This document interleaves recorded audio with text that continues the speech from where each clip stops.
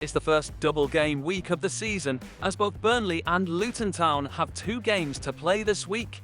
With matches against Everton and Burnley, the Hatters' double may appear less daunting, while the Clarets have a 4 tougher double against Newcastle and Luton, both coming away from home. If you're not familiar with this series, we analyse the areas of the field where teams have given up the most chances this season and identify the players best suited to take advantage of these gaps. So, stick around and find out which players you could invest from each team.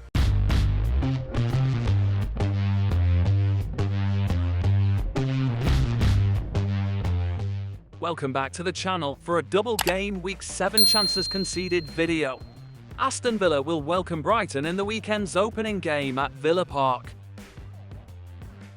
We think we're in for a good one here. Both sides have given up scoring chances from pretty much every position on the field. On closer inspection though, it becomes clear that Aston Villa has given up the most scoring opportunities from their centre with 12. Hopefully, Ferguson and Pedro can make the most of this week. While Brighton has given up the most chances from their left flank this season, patient Diaby and cash owners may soon reap the benefits of their patience. No defender has accumulated a higher non-penalty XG than the Villa right wing back. Bournemouth will face Arsenal at home in a matchup that will take place at the Vitality Stadium. The Gunners may have a field day here, as Bournemouth has conceded 13 chances from the centre, 11 from the left and 18 from the right. There's a cause for optimism amongst soccer owners. With an average of 6.8 points per game, Saka leads the club with 12 shots inside the box and 19 attempted assists. Arsenal haven't allowed up many quality scoring opportunities this season, but they've still managed to let in a few. Considering Arsenal has given up the most chances down the middle, Dominic Solanke owners may have reasons to get excited. Returning in 2 of his last 3 outings, Solanke has fired up a leading total of 16 shots among teammates this season. Luton Town's first game of the week comes at Goodison Park against Everton. From Luton's viewpoint, nothing stands out here, but Issa Kabor is a player to keep an eye on if you're looking for a Luton asset this week, as the right side of the field is where Everton has allowed the most chances with 14. He trails only Trippier and Estupinian for big chances created among defenders. Most of the chances against Luton have come from their wings, especially their right flank. As someone who can cause problems for Luton's defence, Dwight McNeil may be a very interesting punt to invest in this game. After getting back on track with a win against Burnley last week, Manchester United will face Crystal Palace at Old Trafford this weekend. Interestingly, United has let up 17 opportunities down their right flank in the last 4 game weeks, ranking 3rd worst behind only West Ham and Sheffield. Eze occupies the left channel for a Palace, which might be good news for managers who are currently holding him. Despite only being directly involved in 1 goal thus far, Eze has attempted a team-leading tally of 7 shots on target and 8 created chances. The Palace defence has been excellent so far this season, allowing only 6 big chances in the past 4 games. However, they've conceded the most chances in the centre and on their left flank. Will Bruno Fernandes play as a right winger again? The top-scoring United mid this season trails only James Maddison for shots on target among mids.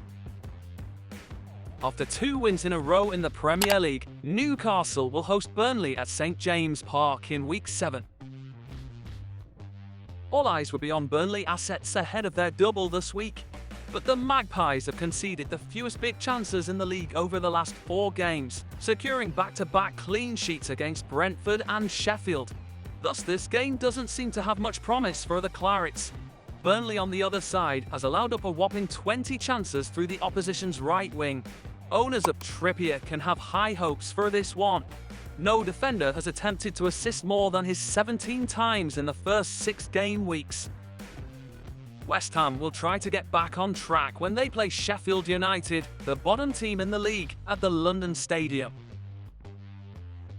It's interesting to note that in terms of goal attempts allowed from set plays, both clubs rank 1st and 2nd.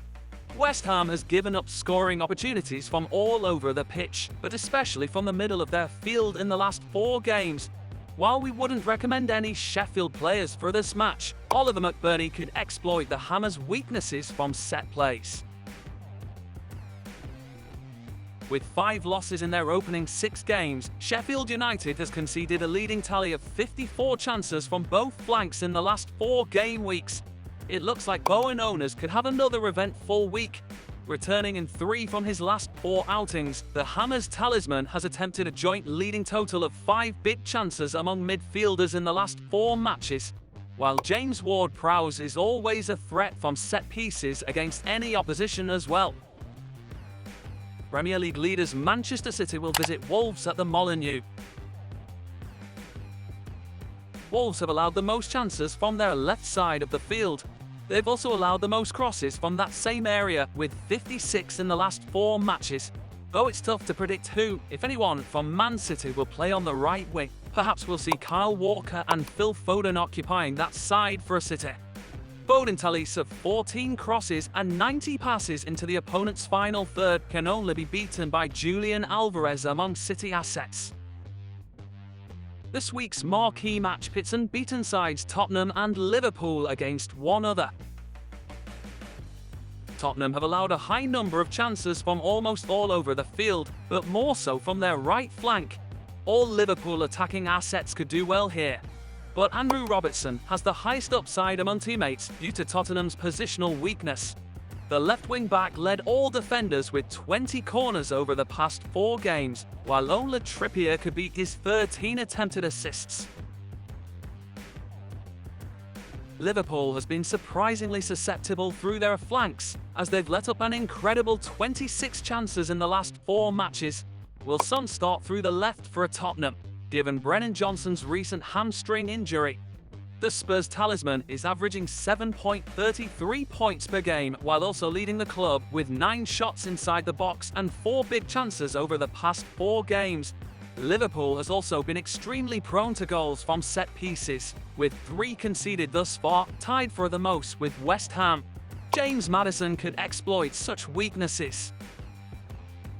After 2 consecutive losses, Brentford will travel to Nottingham looking to get things back on track.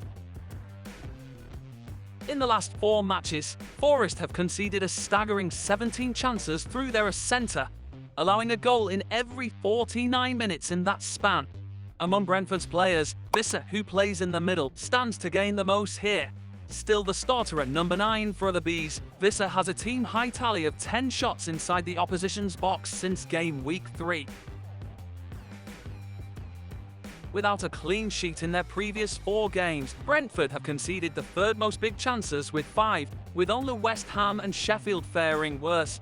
Taiwo and Gibbs-White are the standout Forest assets, as the Bees have conceded most chances from their right flank and the middle. Despite the fact that Taiwo's FPL returns run came to an end in game week 6, the Nigerian forward has had 3 big chances in the last 4 games, making him the team's leader. The West London derby, featuring Fulham and Chelsea, is bound to catch the attention of many patient FPL managers. Unexpectedly, Fulham kept a clean sheet in each of the previous 2 games.